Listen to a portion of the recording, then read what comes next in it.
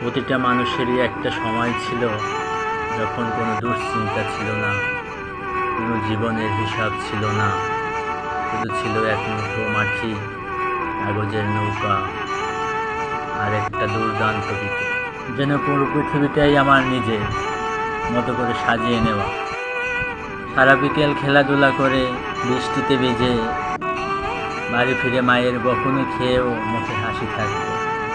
বন্ধুদের সাথে ঝগড়া মারামারি হতো, আবার মুহূর্তেই ভুলে সবাই একসঙ্গে খেলাধুলা করতাম। তখন টাকা পয়সার মূল্য বুঝতাম না, মা বাবার ভালোবাসাই আমাদের শ্রেষ্ঠ সম্পদ।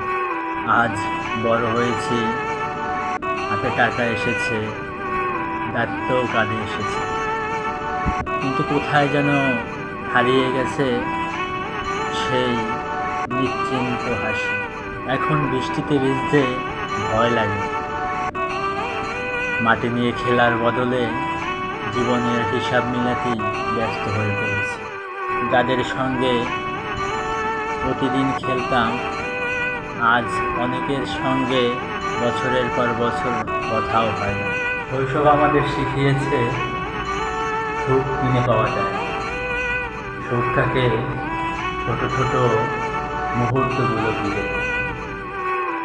যদি সময়কে আর একবার ফিরিয়ে আনা যেত, তাহলে হয়তো ফিরে যেতাম সেই শৈশবের ছোট্ট উঠোনে, যেখানে স্বপ্নগুলো ছিল আকাশের মতো বড় আর মনটা ছিল পৃথিবীর মতো হালকা। শৈশব কখনো ফিরে আসে না, ফিরে আসে শুধু স্মৃতি, আর সেই স্মৃতিগুলোই চোখের কোণে জল বয়ে আনে।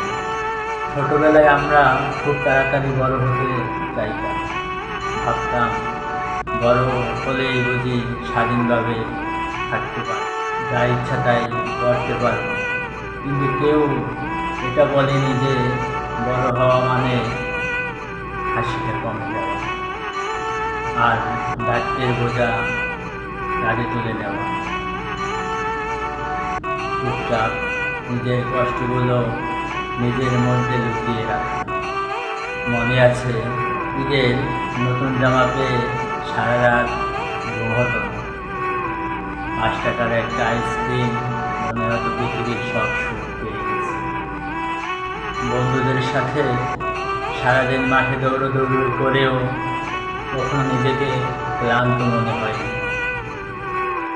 আজ হয়তো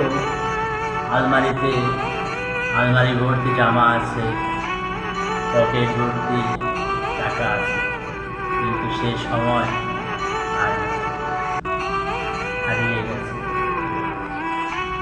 শৈশব আমাদের ছেড়ে চলে যায়, কিন্তু তার রেখে যাওয়া স্মৃতিগুলো কখনোই বুড়ো হয় না, সে আমাদের মাঝেই থেকে যায়।